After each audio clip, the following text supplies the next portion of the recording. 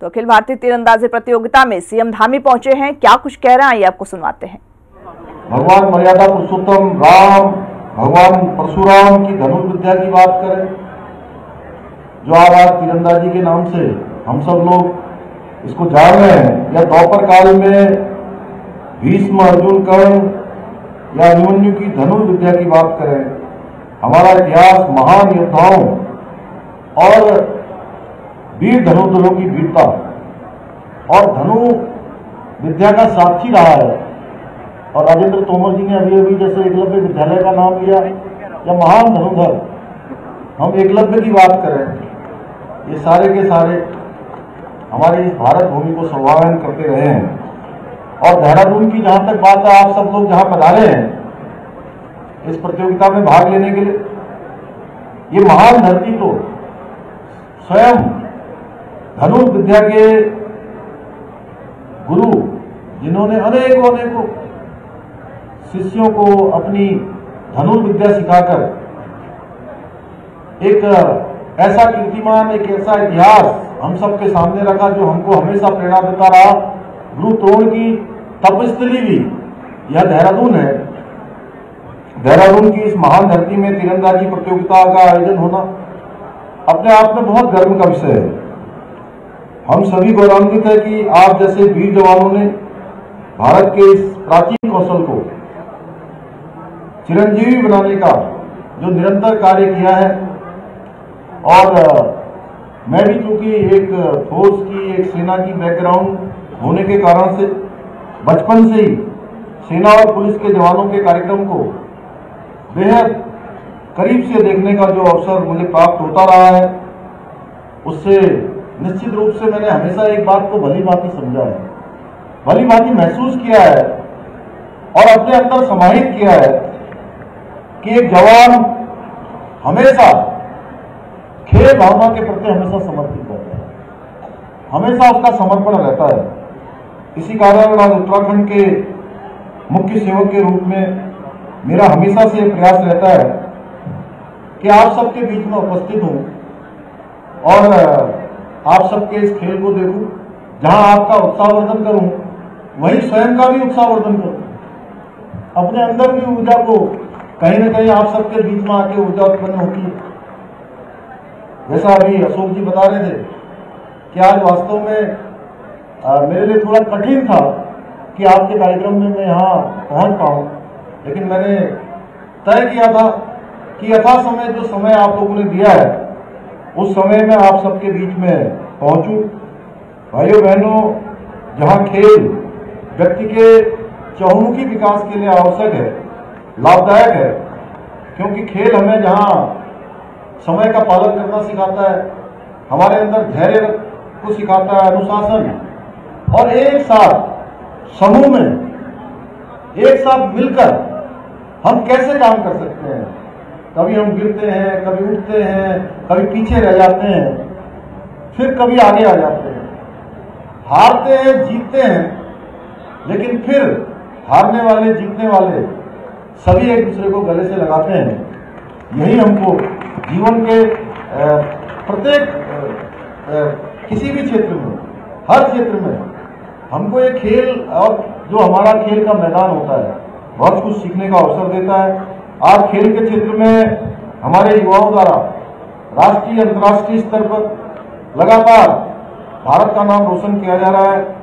खिलाड़ियों की प्रतिभा और प्रदर्शन 21वीं सदी में विश्व स्तर पर भारत की लगातार बढ़ती हुई क्षमता को प्रदर्शन कर रहा है।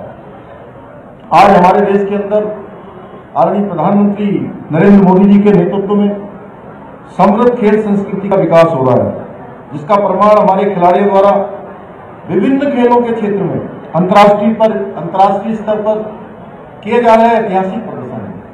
मैं आप सबको यह भी याद दिलाना चाहता हूं कि एक समय था कि जो अंतर्राष्ट्रीय स्तर पर प्रतियोगिताएं होती थी, राष्ट्रीय स्तर पर होती थी, उनमें कहीं न कहीं खिलाड़ियों का जो चयन होता था उसमें भी कहीं न कहीं कमी रह जाती थी।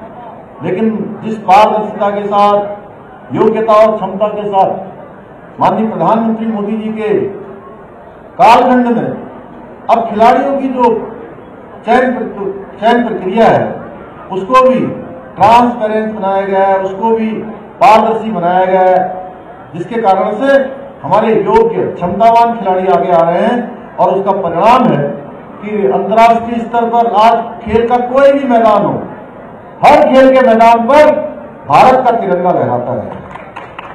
भारत के खिलाड़ी अपना प्रदर्शन करते हैं, बहुत ही शानदार प्रदर्शन करते हैं और हम सभी को अपने कौशल द्वारा गौरवान्वित करने का काम करते हैं। आप सभी जवान, सभी हमारे सहयोगी हैं, विभिन्न क्षेत्रों में हमें अपना निरंतर सहयोग प्रदान कर रहे हैं। साथियों, देश और राज्य में कानून व्यवस्था को सुदृढ़ बनाने हेतु आपका योगदान अमूल्य है। आपकी वीरता, आपकी मेहनत, आपका परिश्रम हम सब नजदीक से देखा है। और कोरोना महामारी के दौरान सभी राज्यों में, पूरे देश के अंदर जिस निष्काम सेवा और प्रतिबद्धता का परिचय आप सबने दिया है, उसकी जितनी प्रशंसा की जाए उतना कम है। आप सभी पुलिसकर्मी सच्चे अर्थों में कर्तव्य निष्ठा के परिचायक हैं, शौर्य, निस्वार्थ एवं समर्पण के प्रतीक हैं। मुझे विश्वास है कि आने वाले दिनों में आप सभी उत्तराखंड की जो मेजबानी है उसका आनंद उठाएंगे। मुझे यह भी बताया गया है कि देवभूमि दर्शन हेतु हमारे प्रमुख धार्मिक स्थलों जैसे हरिद्वार, ऋषिकेश में आपके भ्रमण की व्यवस्था की गई है। मुझे विश्वास है इसके माध्यम से आप सभी देवभूमि की संस्कृति व परंपरा का भी दर्शन कर सकेंगे।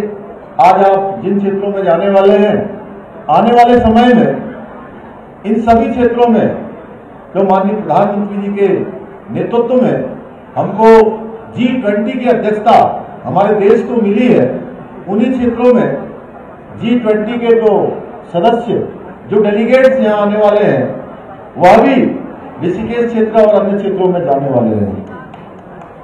मैं आशा करता हूं कि आप सभी पूर्ण समर्पण के साथ इस खेल प्रतियोगिता में भाग लेंगे और अनुशासन का पालन करते हुए एक टीम शक्ति का प्रदर्शन करेंगे। मैं उत्तराखंड पुलिस को इसके सफल आयोजन के लिए बहुत बधाई देता हूं कि एक अभूतपूर्व खेल का ये आयोजन यहाँ पर हो रहा है।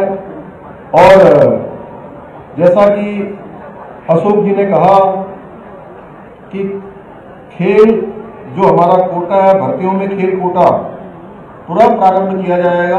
हम मानते हैं, इसी को लेकर हमने पिछले दिनों कि हमारे जो क्षमतावान खिलाड़ी हैं, जिनके अंदर प्रतिभा है, योग्यता है, उन सभी को आगे आने का अवसर मिले। हम नई खेल नीति लेकर आए हैं, उसमें लगातार हम संशोधन कर रहे हैं। उसी प्रकार से मैं घोषणा करता हूं कि खेल कोटा पुनः प्रारंभ किया जाएगा और आने वाली भर्तियों में जल्दी से जल्दी इसकी प्रक्रिया प्रारंभ की जाएगी।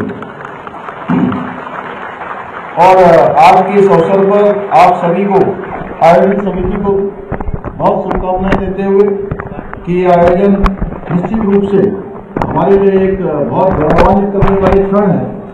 इसको पूरे तरीके से हमारा जो आतिथ्य होगा आप सब स्वीकार करेंगे। हमारे पुलिस की पूरी आयोजन समिति इसको कर रही है और आप सब देवभूमि उत्तराखंड पधारे हैं। मैं आप सभी का यहाँ आने पर पुनः एक बार स्वागत एवं अभिनंदन करते हुए अपनी वाणी को विराम देता हूँ। बहुत बहुत धन्यवाद। धन्यवाद महोदय। हम पुलिस महानिदेशक महोदय एवं आयोजक सचिव महोदय से निवेदन करते हैं। तो आप सुन रहे थे सीएम योगी आदित्यनाथ को, जहां पर उन्होंने कहा कि पीएम मोदी के नेतृत्व में खेल को बढ़ावा मिला है और साथ ही साथ उन्होंने ये भी कहा कि लगातार उत्तराखंड सरकार और धामी सरकार इस बात को बढ़ावा दे रही है और आगे भी खेल को इसी तरीके से बढ़ावा देती रहेगी। तो खबरों के हमारे इस बुलेटिन में बस इतना ही। मुझे दीजिए इजाजत। नमस्कार।